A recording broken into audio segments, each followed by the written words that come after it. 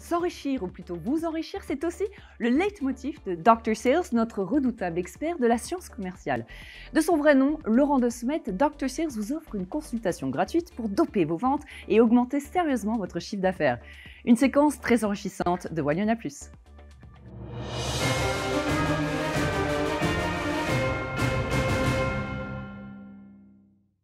Bonjour et bienvenue dans cette nouvelle consultation de Dr. Sales. J'ai une question à vous poser pour commencer aujourd'hui. Comment avez-vous appris à vendre?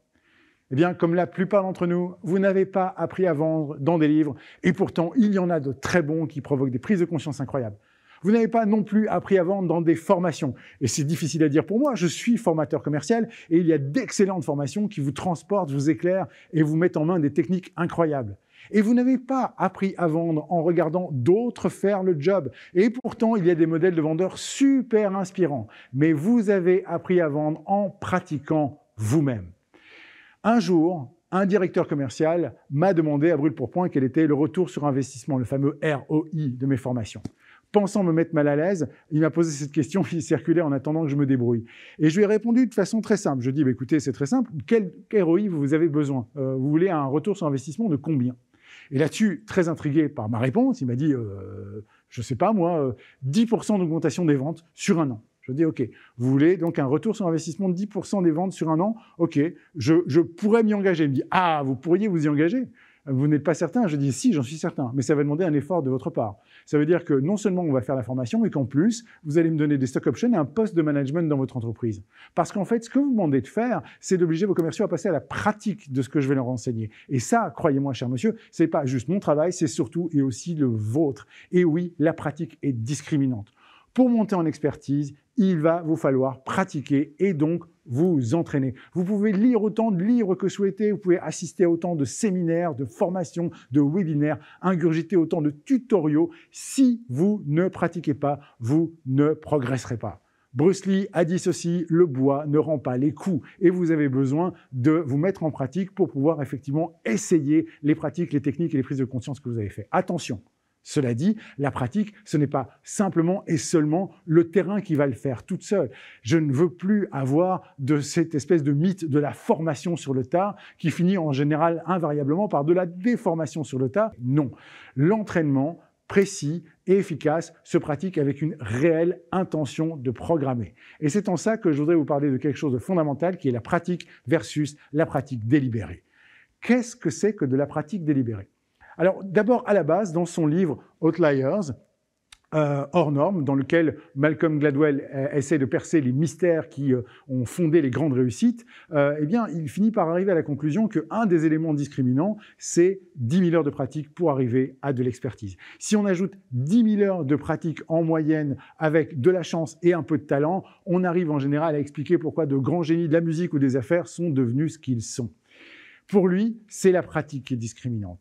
Et c'est la pratique qui permet de transformer les compétences en performance. Et de fait, aujourd'hui, quand on regarde comment fonctionnent nos neurones, on peut partiellement lui donner raison. Parce qu'en fait, plus un trajet neuronal est emprunté régulièrement, plus il se couvre d'une gaine de myélinine, ce qui lui permet d'augmenter sa rapidité et son efficacité. En clair, les circuits neuronaux les plus empruntés deviennent un peu plus rapides, un peu plus efficaces, donc plus musclés.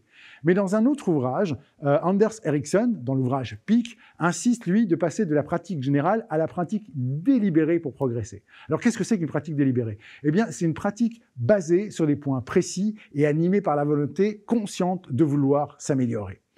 La pratique délibérée obéit à 4 conditions essentielles. D'abord, avant de commencer à pratiquer, il faut choisir ce qu'on veut améliorer. Ça veut dire être capable de découper, de séquencer et de pointer du doigt l'élément que vous voulez améliorer.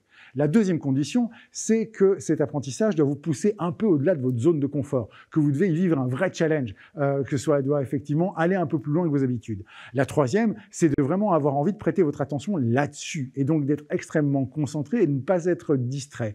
Et la quatrième, qui est la plus essentielle selon moi, c'est d'en recevoir un feedback d'une façon ou d'une autre, avec de préférence des indicateurs qui vont vous marquer votre progrès. Bruce Lee, pour le reciter, a dit ceci, et je trouve la phrase particulièrement bonne. Il a dit « Je ne crains pas un homme qui a pratiqué 10 000 coups une fois, mais je crains celui qui a pratiqué 10 000 fois le même coup. » Et donc, vous pouvez appliquer la pratique délibérée à la vente en misant sur 3 éléments clés qui, je vous mets mes 2 mains à couper, vous feront progresser nettement en vente. Le premier ne va pas vous faire rire parce qu'en général, c'est toujours la soupe à la grimace quand je propose d'y passer en formation, mais c'est la mise en situation, la pratique régulière de jeu de rôle. Oui, j'entends bien, la mise en situation, eh bien, c'est simuler, c'est faire semblant, c'est faire comme si ça n'est pas vrai. Alors à tous ceux qui me rétorquent que ce n'est pas efficace parce que ce ne serait pas vrai ou réel, je vous demande de considérer 2 points. D'abord, tous les mammifères apprennent par le jeu. Les petits lions, les petits dauphins, tous les mammifères jouent avec leurs parents ou avec leurs confrères, leurs consoeurs pour apprendre les réflexes de fuite et de combat qui sont essentiels à leur survie. Et croyez-moi, quand le petit lionceau joue avec sa maman ne lui met pas des vrais coups de griffe, toute griffe dehors, coup de patte dehors. Okay, et pour autant, il apprend quand même à avoir les réflexes qui vont lui sauver la vie.